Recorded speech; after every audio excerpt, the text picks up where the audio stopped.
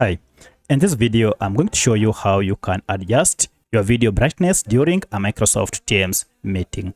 If this video helps, please like and subscribe to this channel. So if your video is not bright enough and you wish to adjust brightness, the good thing is Microsoft Teams provides for this feature. To do this while you are in your meeting, just head over to More here and then choose Video Effects and Settings. From here, you can see we have these options for video effects as well as settings.